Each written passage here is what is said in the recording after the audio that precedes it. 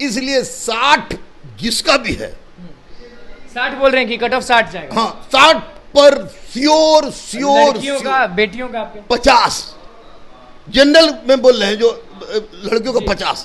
तो निसंदेह अतुल प्रसाद जी अपने कार्य में सफल रहे और मैं बीपीएससी के आयोग के अध्यक्ष को, आपको दरोगा के आयोग के अध्यक्ष को, कर्मचारी चयन आयोग के अध्यक्ष को, सिपाही भर्ती बोर्ड के अध्यक्ष को कहें कि हुजूर आप लोग भी इनसे सीख लीजिए, अतुल प्रसाद से सीख लीजिए, अतुल प्रसाद जी से सीख लीजिए। बीएड वाले बेचारे का क्या कसूर है भैया?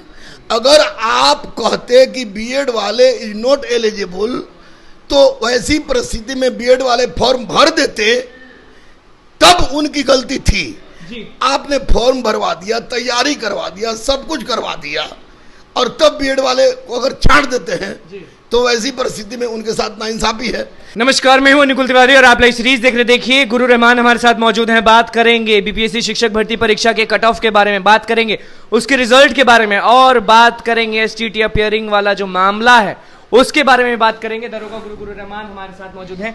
किस तरह से देखते हैं कट ऑफ को, क्योंकि बीपीएससी शिक्षक भर्ती परीक्षा खत्म हो गई? देखिए, मैंने 1 to 5 को देखा, 9 to 10 देखा, 11 12 का देखा, सारा क्वेश्चन का मैंने गहराई से विश्लेषण किया, और विश्लेषण करने के बाद निश्चित रूप से ये तो तय था कि 1 to 5 में माननीय अतुल प्रसाद जी ने जिस प्रकार का क्वेश्चन सेट करवाया था, वह किसी भी दृष्टिकोण से, तुलनात्मक अध्ययन करने क्रम में किसी भी दृष्टिकोण से इतना टफ क्वेश्चन उन बच्चों के लिए तब प्रासंगिक होता जब 9 10 में भी, 11 12 में भी आप उतना ही टफ क्वेश्चन पूछते।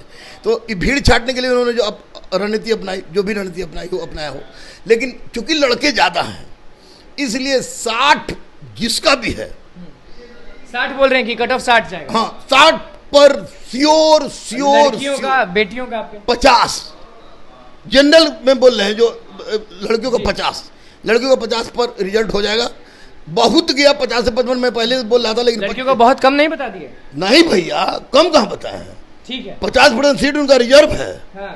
तो 50 बहुत है, और लड़कों का 60 पक्का है। लड़कों का 60 पक्का, उससे ज्यादा नहीं जाएगा। उससे ज्यादा जा सकता है 1-2 नंबर, लेकिन उससे कम नहीं होगा, उससे कम नहीं होगा, उससे कम नहीं। किस तरह से देखते हैं इस मामले को? अतुल प्रसाद लगातार ट्वीट करते आए हैं, आपने भी देखा होगा कि 9 10 11 12 के लिए अलग चीज है और जो प्राइमरी वाले हैं उनके लिए अलग चीज बताएं। देखिए, अतुल प्रसाद जी को एक बात तो सबसे पहली बात मैं बता दूं कि बहुत कोटि धन्यवाद कि उन्होंने आकर बीपीएससी जैसे जो जंग लगे हुए आयोग को उन्होंने सुधार दिया।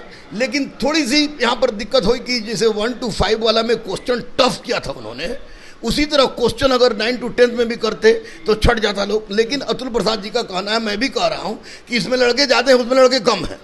तो निसंदेह अतुल प्रसाद जी अपने कार्य में सफल रहे और मैं बीपीएससी के आयोग के अध्यक्ष को, आपको दरोगा के आयोग के अध्यक्ष को, कर्मचारी चयन आयोग के अध्यक्ष को, सिपाही भर्ती बोर्ड के अध्यक्ष को कहें कि हुजूर आप लोग भी इनसे सीख लीजिए, अतुल प्रसाद से सीख लीजिए, अतुल प्रसाद जी से सीख लीजिए। और जो धांधली गुंडागर्दी की बात होती रही है, क्वेश्चन वायरल की बात होती रही है, अतुल प्रसाद जी ने दिखा दिया है कि कुछ भी संभव है अगर प्रशासन चाह जाए तो मैं अपेक्षा कर रहा हूँ 21,391 सिपाही का परीक्षा होने जा रहा है, उसके बाद दरोगा का परीक्षा होगा, कर्मचारी चयन आयोग से परीक्षा होगा।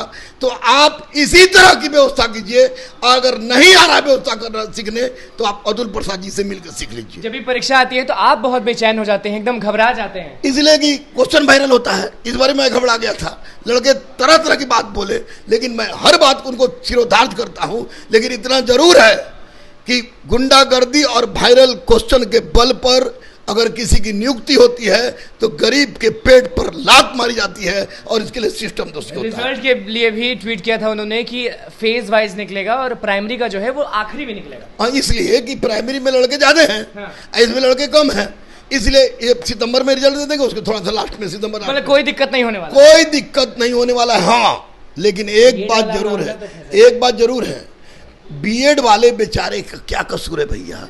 अगर आप कहते कि बीएड वाले इज नॉट एलिजिबल, तो वैसी परिस्थिति में बीएड वाले फॉर्म भर देते, तब उनकी गलती थी जी। आपने फॉर्म भरवा दिया, तैयारी करवा दिया, सब कुछ करवा दिया, और तब बीएड वाले को अगर छांट देते हैं तो वैसी परिस्थिति में उनके साथ नाइंसाफी है। इसलिए माननीय मुख्यमंत्री जी से मैं अपील कर रहा हूं, रिक्वेस्ट कर रहा हूं गुरु होने के नाते कि सर, बच्चे गरीब होते हैं और ये बेचारे 2-2 लाख रुपया देके बीएड किए हुए हैं, इन लोगों के लिए आप एनसीटीई से और से बात तो कीजिए ही, सुप्रीम कोर्ट में एक पुनर्विचार के लिए आप आगे आइए ताकि बच्चों का कल्याण हो सके। बीएड वाले बेचारे बहुत परेशानी में हैं। लगातार सबको पढ़ा रहे हैं, एससीईटी अपियरिंग वाला मामला तो जान ही रहे होंगे, लोग रोड पर उतर रहे हैं। देखिए, रोड पर उतरने का मैं कभी पक्षधर नहीं हूं, लेकिन इतना जरूर कहूंगा कि जब आपने इस परीक्षा में 1,70,000 में आपने अपेयरिंग वाले को मौका दिया, सीटेड अपियरिंग वाले को मौका, सीटेड अपेयरिंग वाले को मौका दिया, तो इसमें क्यों नहीं दे रहे भाई? ये देश आजाद है। एससीईटी 2023 में अपियरिंग वाले को मौका मिलना चाहिए, 100% मिलना चाहिए, 100% मिलना चाहिए। एक जगह कुछ, एक जगह कुछ, इनको भी मौका दीजिए, रिजल्ट आएगा, इनका होगा तो होगा, लेकिन गलत हो रहा है, बिल्कुल गलत हो रहा है इनके साथ। होना क्या चाहिए एसटीटी वाले पे? इन लोग को अपेयरिंग वाले को भी डेट बढ़ा के अपेयरिंग वाले को भी मौका दें।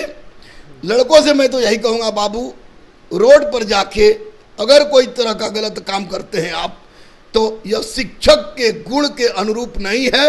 लेकिन सरकार से भी कहेंगे कि हुजूर, अगर, और भी अतुल प्रसाद जी से कि सर सैल्यूट है आपको, लेकिन इतना याद रखिए कि जब आपने सीटेट वाले को अपेयरिंग में मौका दिया है, तो फिर इसमें स्टेट वाले को मौका क्यों नहीं देना चाहिए? तो देना निश्चित देना चाहिए। कट ऑफ तो आपने बता ही दिया, कट ऑफ बता दिया, बिल्कुल। देखिए, कट ऑफ के बारे में भी बोले हैं, रिजल्ट के बारे में भी बोले हैं, और एससीईटी अपियरिंग वालों के लिए भी आवाज उठा दी है। गुरु रहमान साहब कह रहे हैं कि अगर उस तरफ आप देते हैं सीटेट अपियरिंग वालों को मौका, तो इस तरफ नाइंसाफी क्यों, और क्या कुछ कहे हैं बच्चों को वो आपने सुन लिया।